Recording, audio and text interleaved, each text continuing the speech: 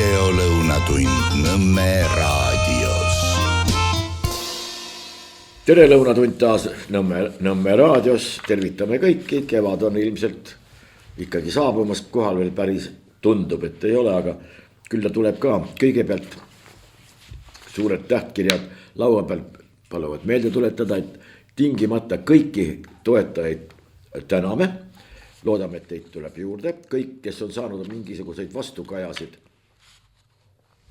nendele oleme kõik tänulikud ja nende märkuste eest oleme ka loomulikult tänulikud, sellepärast et need aitavad asjal ainult paremaks minna ja võimaldab ka meid natukene tähelepanelikumad enda suhtes olla. Aga mis siis veel? Nii palju teada andeks, et 15. aprillil, siis õige peatselt kohe, on üle-euroopaline kiiruse mõõtmise päev ja siis hakatakse igal pool kõiki mõõtma, nii et ilmselt võib ka siin olla selline asi, nii et paluks juhtidel olla tavalisest tähelepanelikum, sest muudkui aga mõõdetakse.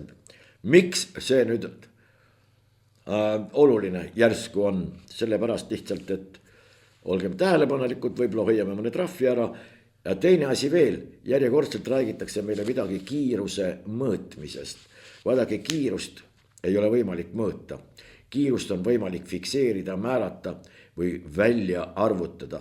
Millegi mõõtmiseks peab olema ekvivalent või mingisugune mõõde või mõõtühik, mille järgi seda mõõdetakse. Antud kiiruse puhul siis, see on ju tuletis, see on suhe. Kilomeetrid tunnis, korda päevas, seda ei ole võimalik mõõta. Kiirust ei ole võimalik mõõta. Lihtsalt nii palju tähelepanekuks või märkuseks. Ka Euroopa tasemel võib-olla on tegemist ka mingisuguse halva tõlkega, ei ole päris kindel, aga muidu tuleb kindlalt väita, jääme selle juurde, kiirust mõõta ei ole võimalik ja täpselt samamoodi muide ei ole võimalik kiirust ületada.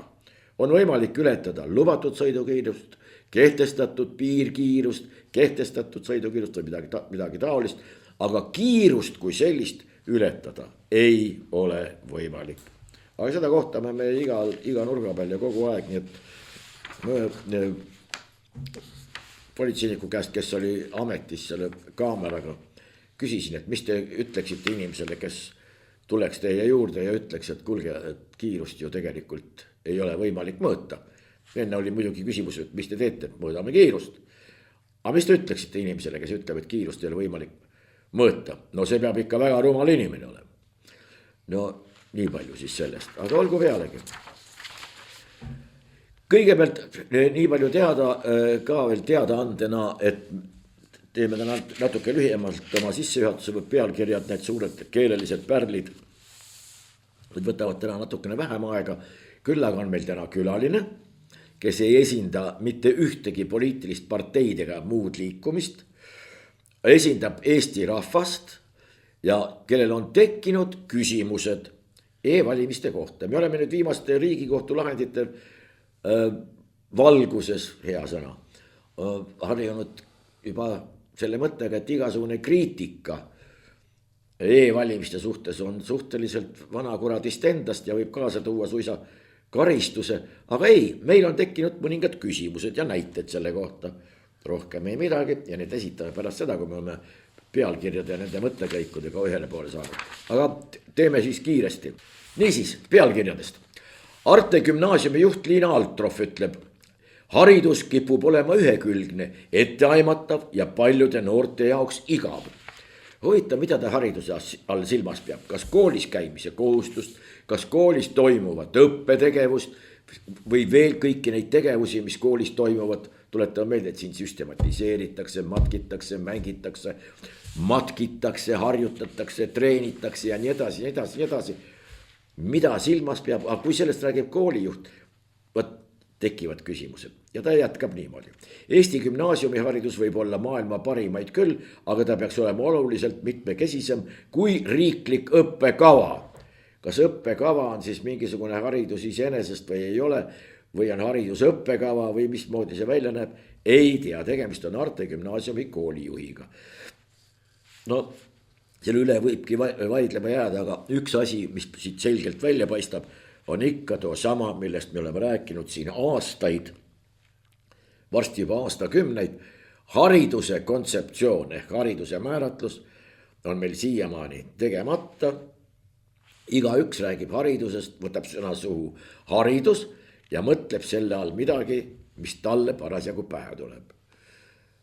Millist mingit kokkuleplaslikku või sellist ühist arusaamist hariduse kohta ei ole. Noh, näiteks kas või praegu nende muuseumide, teatrit ja kõige muu puhul, aga siis jääb haridus poolikuks ja nii edasi. Siin kõikidele natukene õigus ka. Kui õpilased lähevad muuseumi, nad õpivad seal midagi või ei õpi. Kas saavad millegi võrra targemaks või ei saa? Kindlasti saavad. Kas või mõni pisiasi, aga targemaks saavad igal juhul.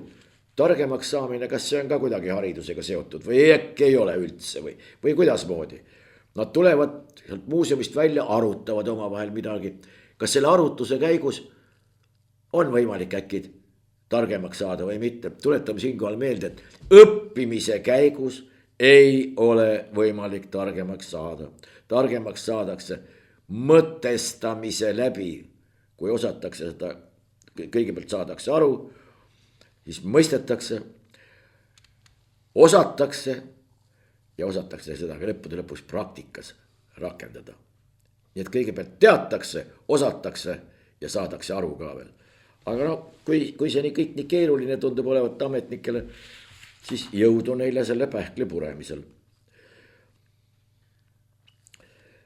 Siis oli üks tore lugu, kus oli öeldud niimoodi. Täna meil iga lauanurga peal kordades võimsam arvuti, kui omal ajal mitme asutuse peale olnud võimlasuurune arvutuskeskus, tuhandeid programme ja äppe, suurepärane side, koopiamasinad, skännerid, ei mingeid tubade kaupa masinakirjutajaid, jah, kuid selle asemel, et möödunuga võrreldes vähemalt 2 korda vähema inimeste hulgaga hakkama saada, töötajate arv ministeeriumides ja allasutustes, siin on kirjutatud ministeeriumites.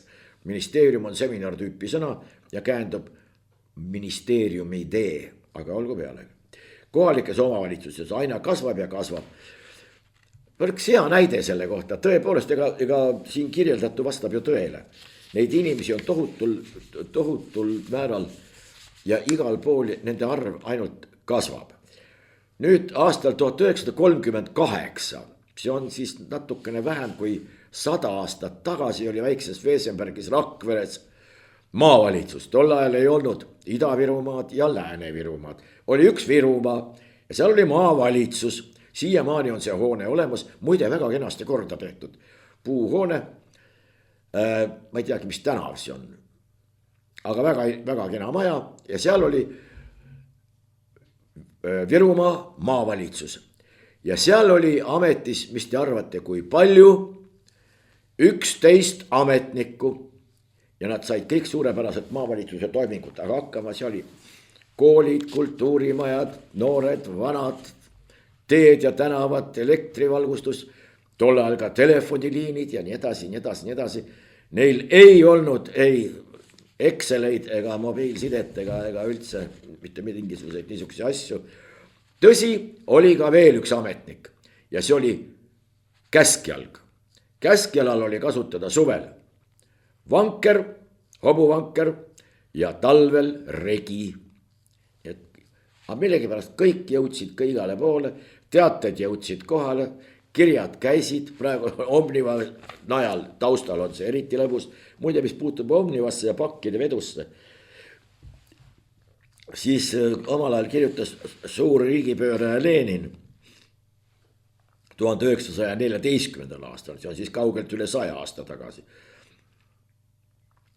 Kui ta varjas ennast Šveitsis kuskil Mägikülas, ütles ta ka väga hea. 2 päevaga on Zürichist ükskõik kui kaugel ja kui kõrgel mägedes olevasse Mägikülla igal juhul võimalik toimetada tellitud raamatud 2 päeva jooksul. Et olge lahked. Kui palju näiteks kulus Narvast Tallinnasse aastal 1904 pakki saatmine, kui kaua võttis aega? 2 päeva muide. Isegi kui selleks rongi ei kasutatud, kullerid hobuseid vahetati, pakid jõudsid 2 päeva.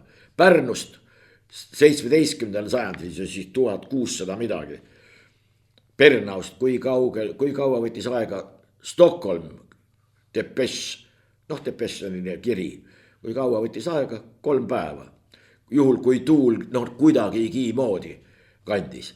Nii et omniva, küsiks Lõuna-Eesti. Omni ja oli nii. Aga nii palju siis administratiivsest võimekusest, töötajate efektiivsusest ja kõigest sellest. Nii video Kiviselg ütleb niimoodi, oleme soovitanud Ukrainale valida rünnakukoridorid nii, et droonid ei satuks Eestisse. Vaadake nüüd, üks suveräänne riik ütleb, me soovitame sõjas olevale riigile, me soovitame teil valida need lennukoridorid nii, et need droonid ei satuks Eesti territooriumile. Mitte see, et kuulge, kutsutakse saadik välja, teie droonid on meie territooriumil olnud. Kui selline asi peaks veel korduma, siis arvestage tagajärgedega või mismoodi see hakkab välja nägema. Kõigepealt selgitus, miks see nii juhtus ja nii edasi. Ei, me soovitame teil. See on kuidagi õrn. Nii, Riigikontrolli auditijuht ütleb niimoodi. Ligi 400 000 kõrge võrurõhuga inimest ei saa parimat ravi ja seiret. Kahju on suur.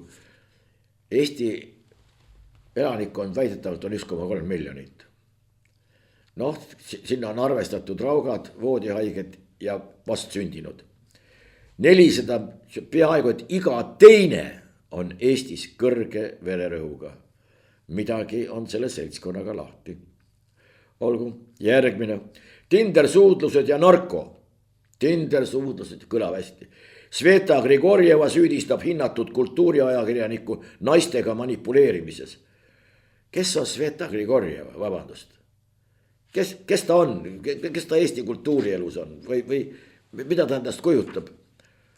Aga huvitav on leitud keegi Svetočka, on omistatud talle mingi eriline kirjanduslik anneväärtus ja tähendus, on mingisugune nimbus talle pandud pea ümber, võib-olla isegi sahisevad tiivad kuskil ja on leiutatud, et see nüüd ongi see.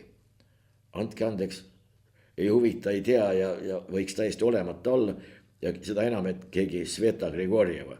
Ja siis on kõrval on artikkel, keegi Tsõbuljenko teatab kellegile Portnikovile.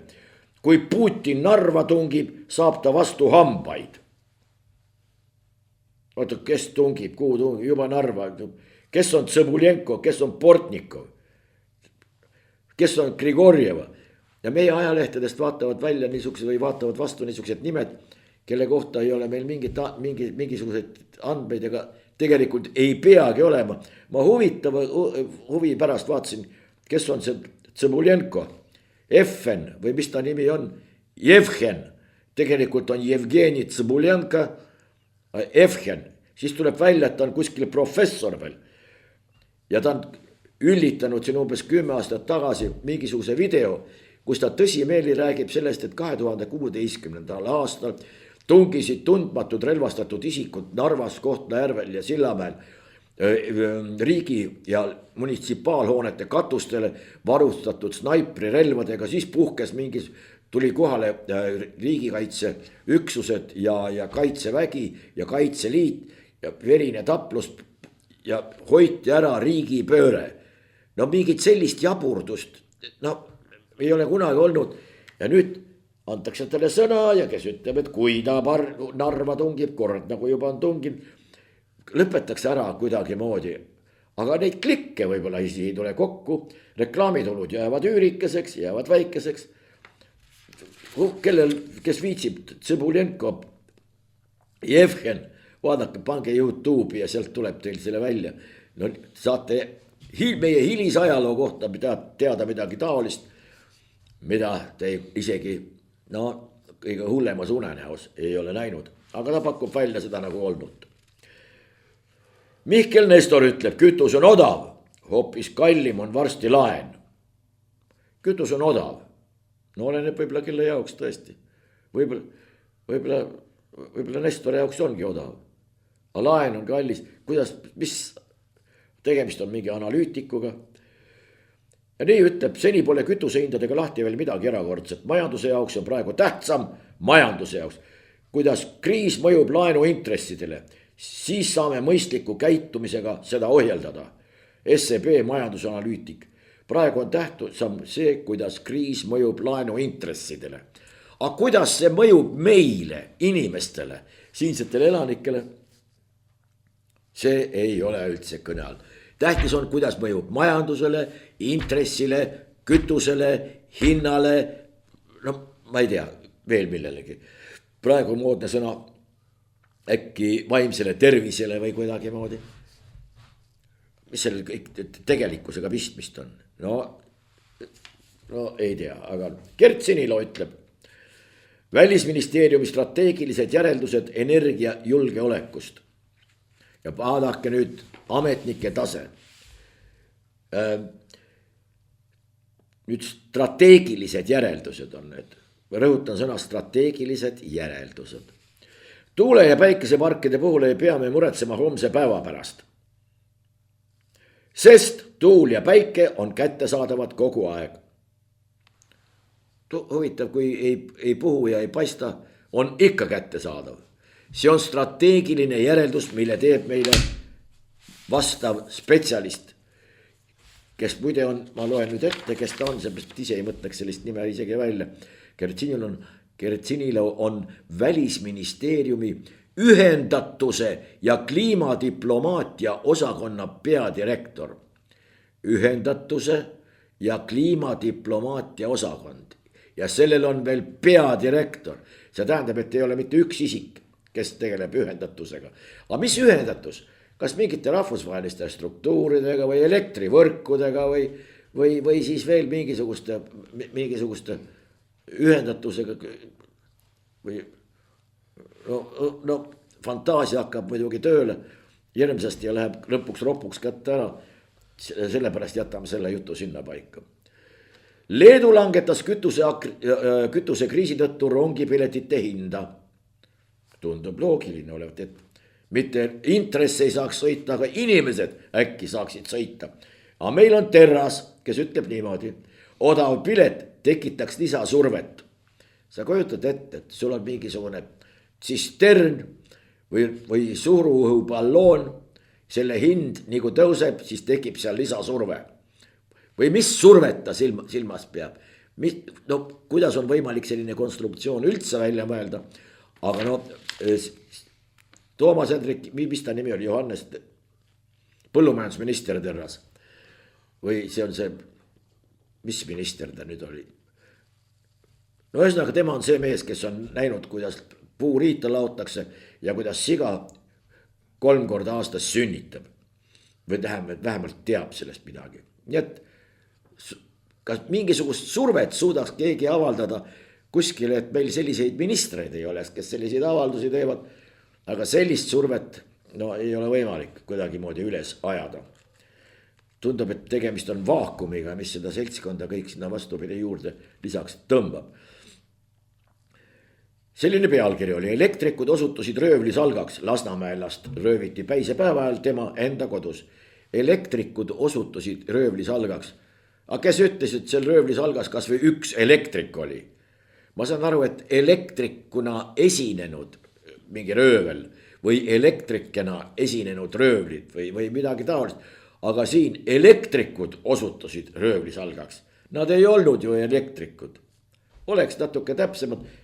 tõsimeelsed elektrikud võivad selle jutu peale natuke isegi pahandada või vähemalt solvuda, kui nendest niimoodi kirjeldatakse, seda enam, et see nii ei ole. Natali Mets, ta oli hiljaaegu veel Tallinna ööelu nõunik. ütleb niimoodi, riik tahab, et alla 28-aastased naised lapsevanemateks pürgiks. hiljem sündivad lapsed pole aga vähem väärtuslikud. beebiboonused ei ole pikaajaliselt tõhus meede. vot on sellist juttu, ilus jutt kuidagimoodi, ma ei tea, mõtet ei ole mitte mingisugused. see on, istud natuke, oled ka mingisugune nõunik. no ilus auto ei ole mitte vähem vajalik auto kui auto üleüldse. ja vanem auto, kui ta sõidab, ei ole ka mitte halvem kui mittesõitev auto, seal võrreldes näiteks suurema autoga. ja mida kaugemale, seda ilusamini ja nii kaugel kui siit sinnani see auto raudselt ei seistud. ja siis vaatad tähendusliku pilguga üle auditooriumi, mühatad ja vaatad kaastundlikult, olete teie alles topskid, mitte millestki te aru ei saa.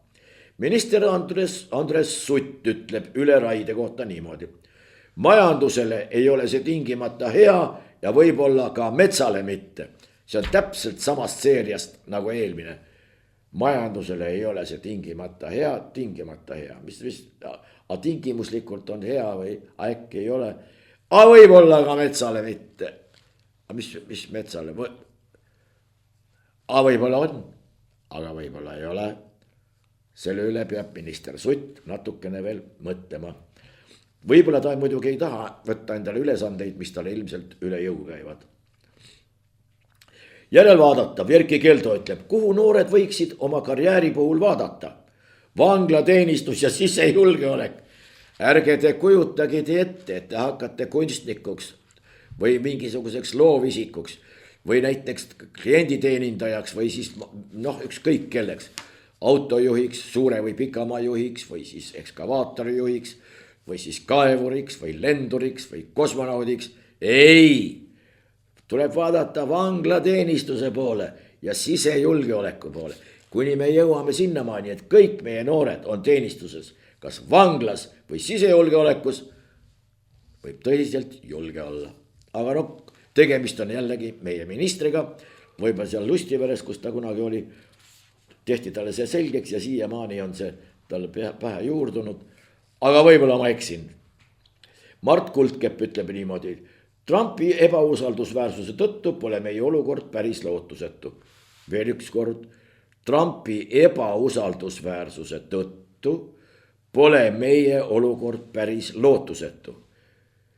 see tähendab, tema usaldusväärsuse tõttu oleks täiesti lootusetu. niisiis. aga mõtleks enne kui kirjutaks. aga kui see mõtlemine käib üle jõu, siis võib-olla lihtsalt tegemist apsakaga. võib-olla keegi kirjutas midagi kuskil ümber, laskis AI-l kirjutada, see tegi mingisuguse vembu, täiesti võimalik. Eesti Pank ütleb, tööturg ei ole märkimisväärselt paranenud. mida see tähendab, et turg ei ole paranenud? kas turuletid ei ole paranenud või müüjad ei ole paranenud, sortiment ei ole paranenud, värsked kartulid pole veel toodud või on hakanud mingi katus kuskil läbi laskma mis tähendab, et turg ei ole märkimisväärselt paranenud. mis tähendab, et tööturg. ülevaade. Ukraina on teinud meie tegemata tööd. see tähendab seda, et kui nüüd Ukraina pommitab Ust-Luga ja teisi sadamaid siin Peterburi ümbruses, meie oleks pidanud tegema seda hoopis varem, kas nii või?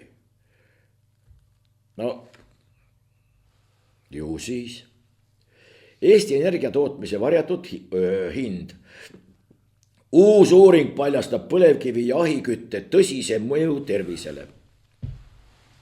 nüüd tuleb välja niimoodi, et kas teie toas on temperatuur 22 kraadi saavutatud vesiniku abil, hapniku abil, heeliumi, osooni, ksenooni või veel mõne mingisuguse gaasi abil või hõõrub keegi kokku kuskil 2 tellist või on see ahiküte või on see mingi õhkküte või kuidagi muud. kõikidel nendel temperatuuridel on erinev mõju inimese tervisele. ahiküte mõjub inimese tervisele laastavalt. kõik, kes te olete siiamaani ahiküttega, lõhkuge välja, äkki jääte veel terveks elatud aastad, äkki saate neid veel kuidagimoodi juurde, tervena elatud aastad ja kõik teie haigused, mis te siiamaani olete põdenud, on tingitud ainult ahjust teie kodus, kaminast ja mis asi see veel oli? põlevkivi. kui te põlevkiviga ei ole üldse kunagi kokku puutunud, siis on teil lihtsalt vedanud, aga ma usun, et olete. ja siis muide, ja see ei ole nüüd naljarubriigist, vaid ainus võimalus tervisele õhutult energiat toota kumab vesiniku energia kasutusele võtust, kuid selle tehnoloogia rakendamine on hetkel liiga kulukas. See tähendab, et jätkame siis tervise laastamist või mis on. Ja see on muide, teadlased on seda kindlaks teinud. Nüüd oleks ainult vaja kindlaks teha, kes on teadlastele selle kindlaks kinni maksnud.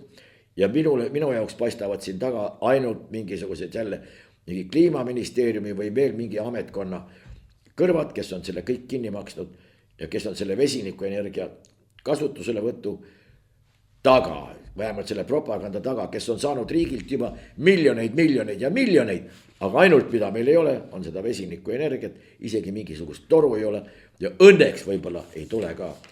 Siiamaani, kui see võimalik oleks ja kui see kuidagimoodi majanduslikult kasulik oleks neid riike küll ja küll, kes suudaksid endale seda lubada ja kes seda saaksid olulisemalt, efektiivsemalt teha, kui seda siiamaani tehtud on. Aga tuleb välja, et ei ole võimalik. Aga meid see ei huvita, meie Euroopa ja oma miljonid rändavad ikka sinna, kuhu täpselt vaja on. President Karis ütleb midagi välja, ütleb tõe välja, see Polüsünelli saladus, mida kõik teadsid ja teavad tänase päevani, mitte kõik loomulikult, vabandust, ma liialdasin, et välisministeeriumil pole jõudu ega oskusi vaadata tänasest kaugemale. No ja nii ongi, vaadake meie välisministrit, akadeemikust, jutumärkides loomulikult. Ja nii ongi. Üks on akadeemik, teine on vaevalt keskkoolipoiss. No siin on juba see klassivahe ja klassiviha niivõrd suur, et neid lepitada on väga raske. Aga siit tuleb tegelikult välja ka see, mis on see, mis meie kaadrivalikut ehk seda kakistokraatiat, see on halvemate valikut, halvemate võim. Kes viitsib vaadata seda kakistokraatia, see on väga hea termin, kirjeldamaks praegust olukorda. Millegi pärast on riigiasutused kaitsnud ennast sellise müüriga, et sinna midagi või verevahetust sinna loota ei ole. Vaadake näiteks seda samast erakonda Eesti 200, seal on 600 midagi liiget. Suur osa nendest on riigiametnikud ja protsentuaalselt meeletu hulk on ministreid. Kust selline asi võimalik on? Ei tekita mingisuguseid mõtteid, loomulikult tekitab. Muide, too sama Tsahkna kuulub sinna seltskonda 200 kaudu. Ta on olnud, kust parteidest ta iganes olnud ei ole. Ja nüüd on ainult küsimus, kuhu ta järgmisteks valimisteks maanduda kavatseb. Ja muide, üht-teist ütleb ka selle erakonna kohta see, kes ta vastu võtab.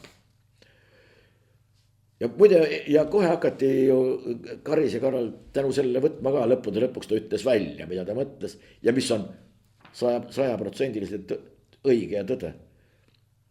Ja siis oli Eerik-Niiles Krossil veel piisavalt sellist närvi öelda, et aga Karis ei räägi inglise keelt. Aga peab rääkima või? Kes meie riigi tegelastest räägib inglise keelt? Ma ei tea mitte ühtegi. Jah, loomulikult Toomas Hendrik Ilves, aga ta ei ole praegu hetkel aktiivne selles mõttes. Kes on see? Kuulake Tsahknat, kuulake seda sama Kaja Kallast, paarkümmend käibefraasi, mis on selgeks õpitud või mingi 800 sõna inglise keeles. Need ei ole tõestuseks selle kohta, et sa keelt oskad. Nii et selle koha pealt võiks ka natukene kergemalt võtta. Ei ole ma kuulnud veel mitte ühtegi Eesti Vabariigi riigimeest. Jah, Lennart Meri oli muide, et tal oli sõnavara lause ehitus, see oli ikka väga hea. Aga olgu, praegustest küll mitte. Koalitsioonisaadik Hanah Lahe ütleb, valitsus, kus on Eesti kliimaseadus? Meil on kliimaga halvasti, meil on kliimaga kriis käes, meil kliima muutub, soojeneb või mis taga parasjagu on. Kus on kliimaseadus? Kliimaseadus on see, mis võimaldaks ju kõike seda reguleerima hakata. Teate, see on umbes samasugune jutt nagu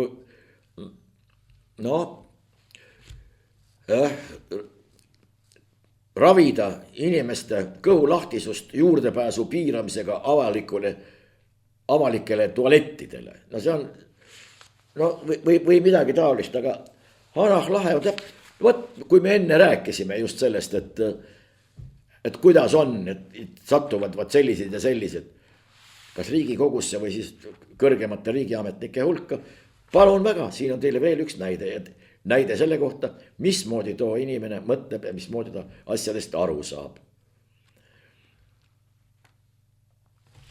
nii, riigi esmane eesmärk on jätkuvalt sõda ära hoida. heidutuse ebaõnnestumise korral kaitseb Eesti end igal juhul ja kõikide ohtude eest, välja arvatud siis Ukraina droonid. sõltuma nende päritolust või ilmnemise ajast ja kohast ning kui tahes ülekaaluka vastase vastu eesmärgiga sõda võita, seisab eelnõu seletuskirjas. samas peab pingutama kogu ühiskond. Kaitsevägi peab üksnes lahinguid, sõda peab kogu rahvas.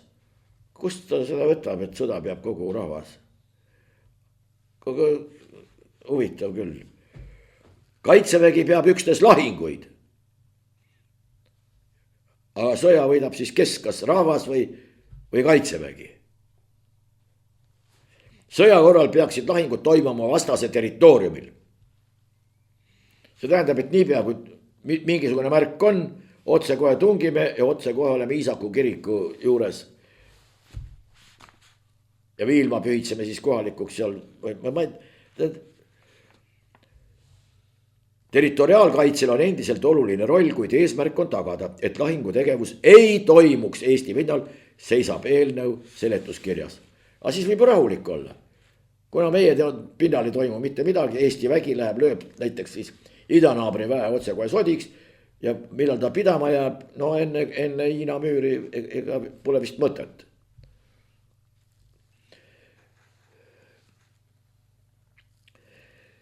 niisiis, vot nendest sõdadest on üldse võrdlemisi kummaline, eriti praegusel ajal aru saada. kuidagi on nad muutunud, näiteks ka viimane nüüd suur konflikt, mis nagu lahendust ei ole veel leidnud, lahenduseni on ikka väga pikk tee veel minna, kujutan ette. loodetavasti ikkagi lõpeb see kuidagi, see tapmine ära. aga no ei paista. aga mis siis nüüd Ühendriikide puhul hakkab küll silma üks selline muster, mis on läbi aegade kogu aeg olnud. see on õhust laseme kõik sodiks ja maa peale eriti minna ei taha, eriti sinna, kus on võib-olla arvestatav vastutegevus. tuletan meelde, mida on tehtud näiteks vaippommitamised. no Saksa, Leipzig, Dresden, Hamburg. no mida seal tehti, asjasse pühendatud, need, kes natuke ajalugu on viitsinud tudeerida, teavad täpselt, mis seal toimus. Vaippommitamine valimatult. me ei mingeid sõjakuritegusid, ei mitte midagi. sealhulgas nüüd aatomipommitamisest teame Nagasaki, Hiroshima. Tokyo sisuliselt vaippommitati ka olematusse. jällegi ei ühtegi sõna, ei mitte midagi. Vietnam, Napalm, kõik see, igal pool jällegi ülevalt vaippommitamine. teine asi, mida me oleme nüüd teada saanud, et võib täiesti vabalt öelda, et kui meil mingisugune diktatuur või mingisugune režiim, milleks me nimetame ükskõik millise riigivalitsuse, mis meile ei meeldi, me lihtsalt koksame nad kõik maha ja selle eest ei juhtu meile mitte midagi. nagu antud juhul, Maduro varastati ära koos naisega, ei mitte midagi. nüüd lasti sodiks terve Iraani juhtkond, ei mitte midagi, võib küll, äkki võid nii palju maha nottida, kui tahad, sellest ei järgne mitte midagi. keegi kuskil midagi hukka ei mõista, vähemalt nii ei mõista, et meie seda siin kuuleksime. ja üks asi veel, maakontakti välditakse.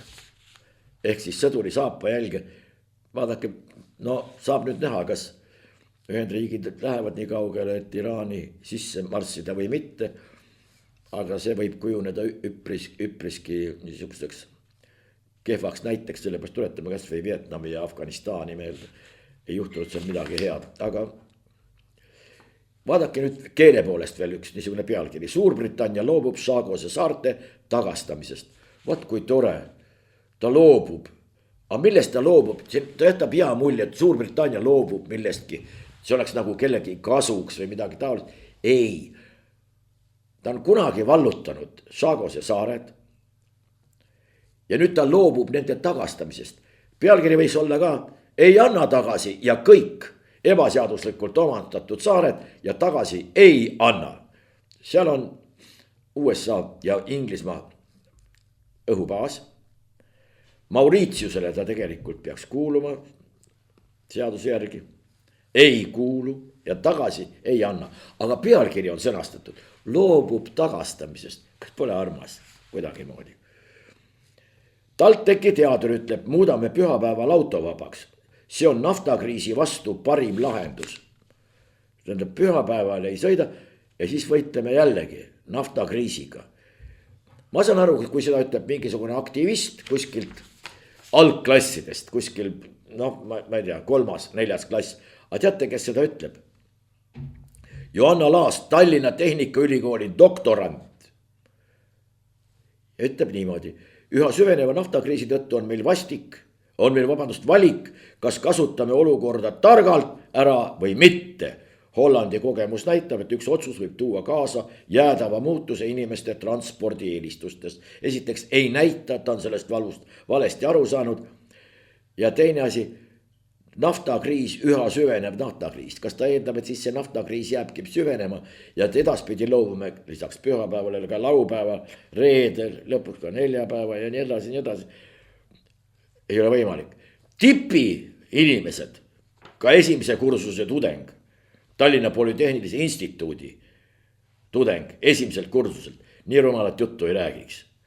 Aga Tallinna Tehnikaülikooli, et TalTechi doktorant räägib küll. Aga see annab siis ühtlasi natuke arusaamist, kuidas need tasemed aastatega muutunud on. Ja siis ütleb meile lõppude lõpuks, nüüd saame teada, mille najal püsib Eesti põllumajandus. Ja nimelt Kalle Hamburg, ta mitte Arvi Hamburg, kes on akadeemik, vaid üks põllupidaja, ütleb niimoodi. Ukraina sõja lõppemine oleks põllumajandusele tõsine löök. Kui Ukraina sõda lõppeks ja sealt pärit võõrtöölised saaksid tagasi koju minna, oleks see tõsine löök Eesti põllumajandusele, sõnas põllumees ja kartulikasvataja Kalle Hamburg Esimeses stuudios. Nii et loodame, et see sõda mitte kunagi ei lõppe ja Eesti põllumajanduse käsi ikka veel kuidagimoodi hästi või kuidagigi moodi käib. Nüüd aga läheme lubatud teema juurde ja selleks on e-valimised. No nii, tere tulemast, Margus Peterson. Teeme kõigepealt selgeks selle, et sa ei esinda ühtegi Eesti erakonda, ühtegi liikumist ega mitte midagi taolist. Mitte ühtegi parteid, mitte ühtegi liikumist, ütleme lihtsalt nii, et olen allergiline parteide vastu, igasuguste parteide vastu, olgu liikumised ei välista, aga parteid. Selge, mille pärast see on oluline, et pärast keegi heidaks meile ette, et me oleme ühe või teise partei kas mustamiseks ette nähtud või vastupidi mingisuguse poliitilise seltskonna hüvanguks siin midagi rääkimas. Jutt on e-valimistest. Miks sul sellega üldse vaja, mis sul selle e-valimistega pistmist on? See tekkis, kuna ise kandideerisin 2011 Eesti iseseisvuspartei ridades, aga see on ammu ingusele läinud. Ja siis tekkis ühel päeval mõte, et kuidas Hamlet ütleski? Olla või midagi on mädaste. Taani riik, temal oli Taani riik, mina ütlen selle kohta, et midagi on mädaste e-valimistega. Või üldse valimistega. Ei saa niiviisi olla. See on ebaloogiline. Ehk nagu, kuidas mulle meeldib ikka... Mis siin ebaloogilist on siis? Nagu kevades öeldakse, et rehkenda. Aga rehkendus ei klapi. Rehkendus ei klapi. Nii, läheme asja juurde. Mis asi ei klapi? Hakkame ühest lihtsast asjast pihta. On olemas minu või sõnastuses on niiviisi, et on hädavale, on vale ja on statistika. Ja. Nii.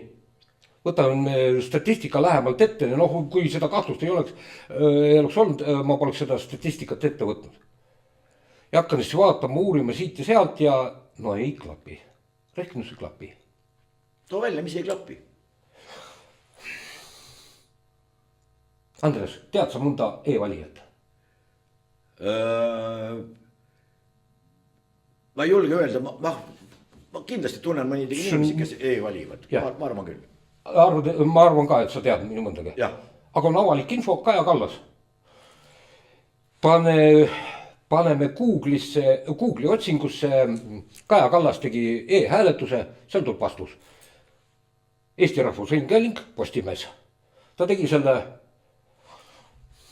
1. märtsil 2023 kohvikus Literaat umbes 1,5–2 päeval. Vastus tuleb kohe. Vaatasin neid pilte, vaatasin videot, ma ei mäleta, kes kumba tegi. Mis arvad, kas see valimisjaoskond oli või ei olnud? Valimisjaoskond? Kohvikus? Ei olnud? Ei olnud, ei ma vaatasin isegi aadressi, seal ei olnud. Aga teine küsimus, mida te tegi seal oma arvutiga? No valis elektrooniliselt. Valis? Jah, näiteks. Aga kust ta sedeli sai? Mis sedeli? Valimissedeli? No mis peab sealt sedel olema? Ma võtan arvuti lahti, identifitseerin. Jah, nii. Panen sinna oma ID-kaardi või on veel ju mingid ID-d olemas. Nõus. Aga Andres, ma näitan sulle ühte tabelit. Nii.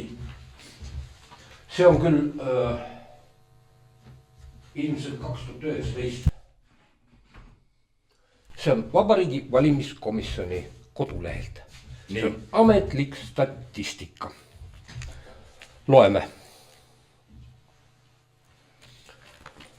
Valijaid 887 420. Nii. Hääletanuid 565 045. Nii. Ja nüüd kuula hoolega. Kehtivaid sedeleid 561 141. Ja mul on siin ees paber. E-hääletamise ja paberhääletamise toimingute võrdlus. Nii. Siin on olemas paberhääletamine. Nii. Ja loeme selle momendid siis ette. Ütleme, siin on 6-päevane e-hääletamine. Nii. Kella 8-st vist kella 8-ni valimisjaoskonnas. Ainult kui mina hääletan, ütleb Andres Raidi poolt, siis ma lähen sinna kohale, panen dokumendi lauale, pass, ID-kaart, juhi luba, see kantakse läbi. Mis ma siis teen? Andres, oskad öelda, mäletad? Siis valimissedeli saad. Aga üks toiming tuleb. Allkiri tuleb sinna kuskile panna. Justament, sa kirjutad oma käega. Ma kirjutan siia oma allkirja. Nii. Sedeli saad selle asja eest. Allkirja eest saad sedeli. Allkirja eest saad sedeli, muidu sa ei saa. Jah. Mitu templit seal on? 2 minu meelest. 2. Muidu ei ole ta kehtib. Üks on enne, teine lüüakse siis, kui sa lased sedeli kasti. Jah. Nii. Siin on kõik see kirjas. E-hääletamine. Noh, mis siin iganes. E-hääletamist saab teha 6 päeva. Kell 8 esmaspäeva hommikul algab ja lõpeb laupäeva õhtul kell 8. Mitu tundi see on? No see on korda 24, 6 korda 24. Ei, 5 korda 24 pluss 12, see on 132 tundi. Nii. 132 tundi saad sa jutti teha.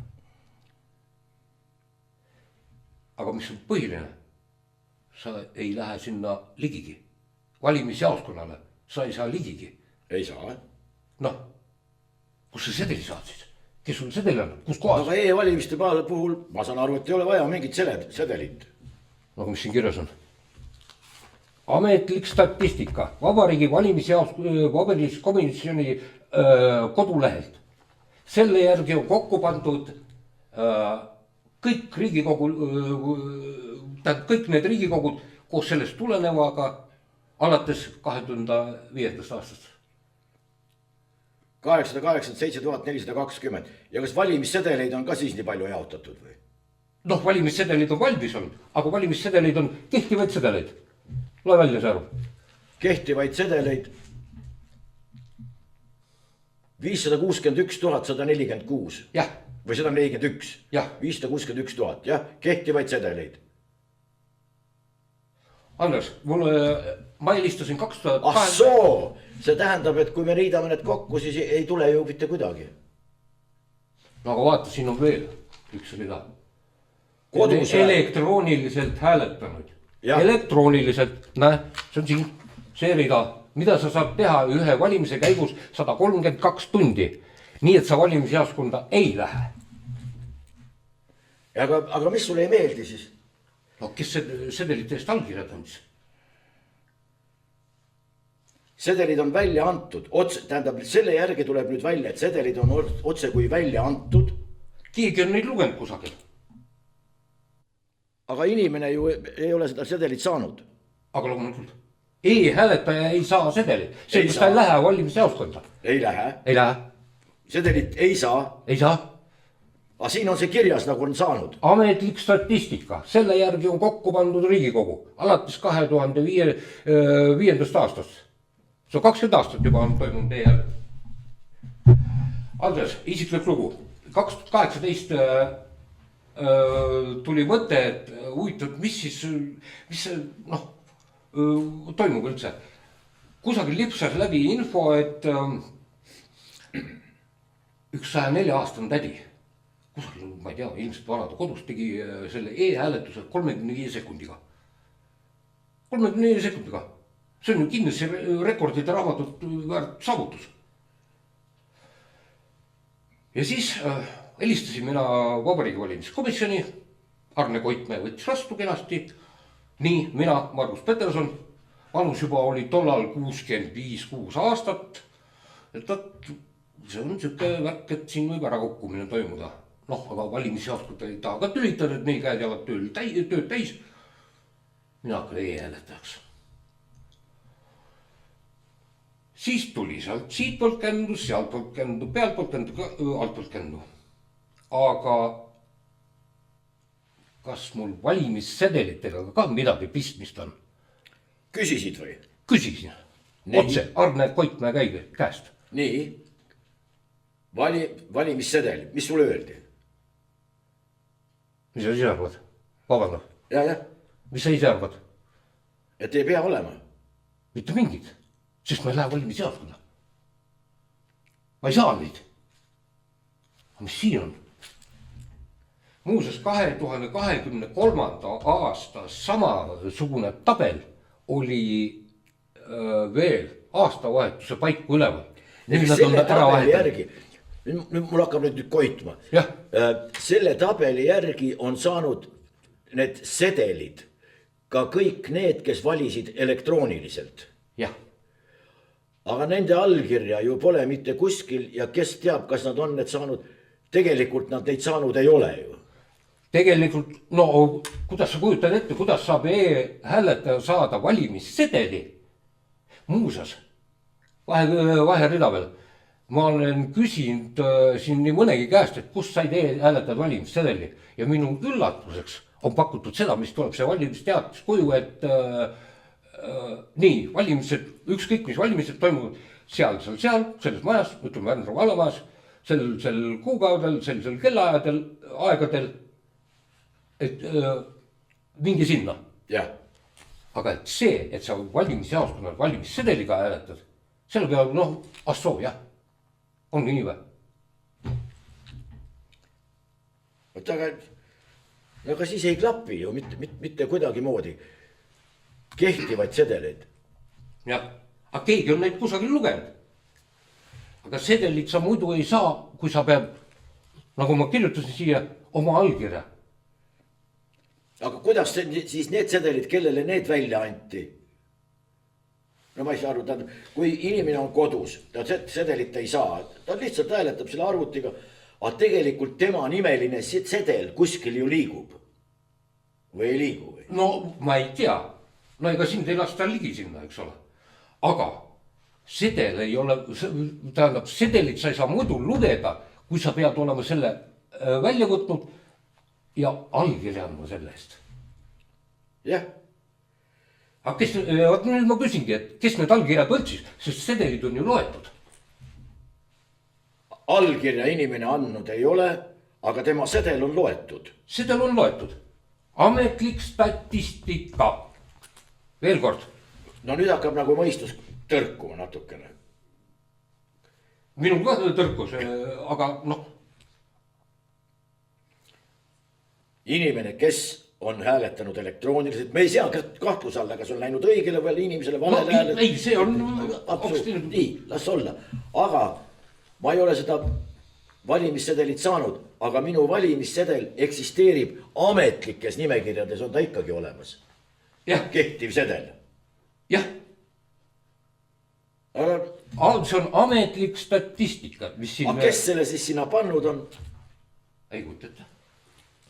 Kas oled küsinud ka valimiskomisjonilt? Olen, ma küsisin, mäletan, mis aastal see oli, 2023 vist jah. Küsisin, et kas te siin e-hääletajatele sedelit ka väljastate? Nii, mis öeldi? Minust ei saadud aru. Ma panen selle, ma ei mäleta, mis aasta tabeli ma panin nina alla. Vaadake, lugeda oskate, tulete siin valimisjaoskonnas, peaksid kirja oskavad inimesed olema. Ei saada ikka aru. Et siis leidis üks, mäleta, kes oli seal selline noorempoolsem, see leidis vägagi geniaalse lahenduse muuseas. Nii. Vändra vallamajast on raamatukoguni vähem kui 200 meetrit. Aga sa minna sinna ja trükki valimissedel välja. No jah, oleks võinud minna küll, aga ma ei tea, kes selle välja oleks trükkinud, aga sel päeval oli veel pealekauba see raamatukogu kinni. Pühapäeval päev, ma praktiliselt viimasel momendil läksin valima. No jah, aga e-hääletuse valimissedel. Ja siia tuleb nüüd veel. Nii. Üks. Vaat on üks siuke staatus või seltskond, kes on valimiste vaatlejad. Siin on mul 2 tikudoosi. Nii. Valijad. Valijad. Ja sedelid. No ütleme, see on piltlikult öeldes valimisjaoskond. Ütleme nii, me oleme valimisjaoskonnas. Eeldatavasti siin peaks olema mingi eurostandardi järgi 50 tikku kummaski doosis. Nii, loogiline. Valimisvaatlejaks saab ennast väga lihtsalt registreerida kohe nagu valimisel ära teinud, võid kohe registreerida ennast ja sedelite lugemisel osaleda. Nii. 2023. aastal küsisin, et kas ma saan näha, et kas ma olen ka e-hääletanud. Nemad ütlevad, valimisjaoskonnas öeldakse mulle, et ei saa. Sest nemad ei tea seda. No mis seal ikka? Valimisseaduses ja mul on siin paberites ka kirjas, valimisseaduses on valimiste vaatlejatel on õigus osaleda valimistelite lugemise juures. Aga neil ei ole õigust tutvuda valijate nimekirjadega. Neil ei ole õigust tutvuda valijate nimekirjadega. Seda on seda, et sa, Arne, loed siin, Andres, loed siin, need sedelid loed üle. Palju siin hääletajaid oli, seda ma sulle näita. Palju üldse valijaid oli? Ja kes nad olid? Jaakene küll, kes need valijad olid või palju seal valijaid oli, seda teil pole õigust vaadata. Aga üks ilma teiseta on ka üsna... No kas sa usud, kui Jaakene küll, ma pole siin tikki ümber tõstnud, kas sa usud, et siin on täpselt sama arv valijaid kui siin sedelid? Ei usu, valimiste puhul näiteks ei usuks, ma tahaks üle lugeda. Aga seda õigust sul ei ole? See valimisseadus kirjas, see on siin Vabariigi valimiskomisjoni vaatlejate lahtris mustvalgel kirjas. Sa usaldad seda valimisi? Mina ei usaldaks. jah, seda nüanssi ma näiteks ka ei teadnud ja no, tundub kuidagimoodi ebaloogiline. kui on mingisugune järelevalve siiski olemas, nii siin külas, Kükametsa külas elab see 100 inimest, noh pakume rohkem, võib-olla nii palju ei ole, aga hea küll, 100 inimest, nii 100 sedeleid on välja antud 64, nendest 64 on valimisõiguslikud, ülejäänud on siis lapsed näiteks. Ja siis vaatame, mis siin on. See on 64, aga kõik klapib või on siin vähem, siis osa ei käinud valimas lihtsalt. Valimisprotsent kohe muutub ju. Aga mul küll. Aga kui ma seda ei tea, siis ma ei tea valimisprotsendist midagi, siis ma ei tea, palju neid käinud on, palju neist käinud on. No siis hinnangu andmine ei ole enam adekvaatne sellisel juhul. Ja noh, kui meil räägitakse, et valimised on läbipaistvad, siis ma selle peale helistasin, noh soovitati ka, helista valimiskomisjonil. Ja helistasingi. Arne Koitmäe jälle. Võttis vastu, et... Aga vähemalt näed, võtab vastu. Võttis vastu. Ja küsin ta käest, et kust oleks võimalik teada saada, et kas keegi on teinud minu eest e-hääletuse. Nii, no küsimus loogiline ju. Ma tahan teada, kas keegi minu eest hääletab. Jah, nii. E-hääletuse. Ei. Ja kui ta isegi teaks, noh tema võib-olla teab, eks ole, et noh ta näeb ju neid hääletuslogisid. Et kui ta teaks, ega ta ütle, ega ta mulle ei ütle. Sest kes sa seal telefoni otsas oled üldse selline. Aga noh, ma võiks ju teada, et kas mu eest keegi on teinud või ei ole. No tundub selles mõttes loogiline, et kui ma lähen näiteks sinna valimiskomisjoni, noh võtan oma selle sildi ja ma tahan enne teada, aga äkki on keegi kasutanud minu mingit kaarti või et kas keegi on minu eest näiteks juba hääletanud. Siis oleks nagu tore, kui ma saaks teada, jah, teie eest juba on hääletatud. Siis ma tahaks teada, oot, kes see niisugune on, kes see julges? Või siis hiljem ka, miks seda tehti või miks seda vaja oli? Või näiteks, kui ma üldse ei käi valimas. Pärast seda tahan teada, vabandage, ma tahan teada, kas minu eest on keegi hääletanud.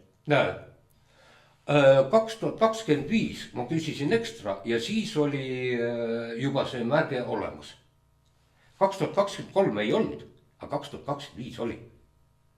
Siis oli, tähendab juba õppust võtnud. Aga kui nii, nagu ma ütlen, et valijate arvu või seda valijate nimekirja, sellega meil pole õigust tutvuda, ei kellelgi, ei valimiste vaatlejad, kuigi nende staatus eeldab seda, et peaks nagu vaatama, kas ikka nimekirjad klapivad. Seda õigust ei olnud mitte kellelgi. Ja kuidas sa kujutad ette, et ma näiteks e-hääletusel kontrollin valijate nimekirju? E-hääletusel, see on ju täiesti pime maa, pime must kast. Seal on valimisjaoskonnas, ütleme veel, on sul veel nimekiri ees. No sa saad näha, et panid enda nimekirja, siis saad sellega tutvuda. No minu jaoks läks nüüd asi veelgi segasemaks, kui ta enne oli. Lihtsalt teema, millest üks asi on, et ebamugav rääkida, teine on võib-olla isegi tulutu rääkida. Aga milleks sul seda vaja? No mida sa sõdid? On nii või naa või kolmat moodi, ei saa rahulikult elada või? Ja rahulikult elada. Ma võin ju täiesti külma kõhuga võtta seda asja ja elan rahulikult edasi. Ainult, et no midagi ei ole teha, rehkendus ei klapi. Ma olen, ma õppisin, ütleme rehkenda, ma õppisin kusagil 2/3 sajandit tagasi. Mida ma siis õppisin? No ei klapi see rehkendus ju, mis ma koolis õppisin. Maha visatud aeg. No tol ajal oli kuidas ma ütleks, need on vananenud teadmised, praegu on moodsad teadmised, mis ütlevad sulle, et kui on vaja, siis klapib, kui ei ole vaja, siis ei klapi, number on küll üks ja sama, aga see sõltub, kõik on suhteline. See on umbes niiviisi, et juudi käest küsitakse, et kui palju on 1 + 1? Juud vastab, et a skolka nada feenia. Jah, kui palju vaja. Nii palju kui vaja. Ma ei tea, aga vaatame järgmisi valimisi, aga teie auditooriumile ütleme, et võib-olla äkki saite ka midagi uut teada, võib-olla saite mingisuguse kinnituse millelegi, võib-olla vastupidi, tekkis mingisugune kahtlus, aga on lõpetuseks veel midagi öelda äkki? On veel üks koht, kuigi nad hakkavad nüüd Vabariigi Valimiskomisjoni, kes iganes seal hakkab jälgi koristama. Aga siis on veel üks tabel, nimelt see, kus on välja toodud, et kehtetute sedelite protsent. See on ka siin paberite seas, see on ka netis olemas. Tähendab kehtetud sedelid, see ongi tõesti niiviisi, et ütleme see kõik valijad, kes nagu oleks sedeli saanud ja sealt kehtetud sedelid, siis see protsent klapib. Aga on, tähendab, kui me võtame need, kes tõesti said sedelid, siis see protsent on 2 korda suurem ehk üle 1. Vähemalt. Noh, jätame elektroonilise häältajad sealt välja, nemad ju sedelit, ei tohiks nagu saada. Jätame selle, võtame ainult see circa 300 000 valimisjaoskonnas valijad, siis seal on, sel puhul tuleb kehtetute sedelite protsent üle 1. Aga kui me loeme tõesti, et said ka e-hääletajad sedeli, aga siis kuidas ütleme, korduv hääletus, mis ju kusjuures on valimisjaoskonnas on keelatud. Oota, aga siis on muidugi, aga korduv hääletajatest ta peaks ju mitu sedelit saama ju. Kui ma e-hääletan ja eeldus on see, et ma saan sedeli ka mingisugune, mulle arvestatakse sedel, aga ma valin iga päev, iga poole tunni tagant valin aga uuesti. Kui jaksad, see on 32 tundi jutti. No siis on neid sedeleid tekib, ma ei tea, miljoneid. No see jah, nii palju kui jõuad. Aga et siis peaks, kui ma mäletan nüüd 23. aasta Riigikogu valimist, siis korduv hääletusi oli kusagil üle 17 000. Paneme sinna juurde tühistatud hääletusi, oli ka kusagil 1500, ütleme 19 000. Paneme selle 3500 kehtetud sedelile otsa ja kehtetud sedelite protsent peab tulema üle 2. Mul on välja rehkendatud kõik. Jälle rehkenduse klapi, aga see on ametlik statistika kõik. Jah, kui selline lihtne matemaatika juba ei klapi, siis... Sellepärast ma räägin, ma alati võtan võrdluseks selle, et ma saan aru, et EKRE käib seal kohut, võtab igast seaduse ebaklapist kinni ja nojah, see on, nagu öeldakse, et see vist ka nagu herneid plekk katusele kotitäis, aga see on elementaarne rehkendus, mul just meeldib seda rõhutada, et see on elementaarne algklasside tasemel rehkendus. Ja nii kui kevades. Mul on lemmikraamat, ma nimetan seda Eesti rahva piibliks, seal öeldakse, seal õpetaja Laur ütleb Tootsile, et rehkenda, poiss, kui sa kõike jaksad, tee kas või pool. Aga tee ise, just nimelt ise. Ja soovitus ka vaatajatel kuulajatele, et võtke rehkendus ette, puurige seda Vabariigi Valimiskomisjoni kodulehte ja te leiate ka ilmselt veel juurde. Mina olen ka ilmselt kõike leidnud seal, aga kes otsib, see leiab. No vaata, inimestel tekivad küsimused, kus juures rõhutame, me siin ei kritiseeri, me oleme kõigega väga nõus, aga lihtsalt tekivad, midagi teha ei ole, tekivad küsimused. Ja lõpetuseks, päris lõpetuseks, täname veel kord kõiki toetajaid, täname tulemast, silmi avamast, paljudele kindlasti ja mis siis veel. Loodame, et toetajaid tuleb rohkem ja kui on midagi, mis teile meeldis, ei meeldinud, saatke meile ikkagi mingisugune vastukaja ka ja loomulikult meie püha sõda läheb edasi.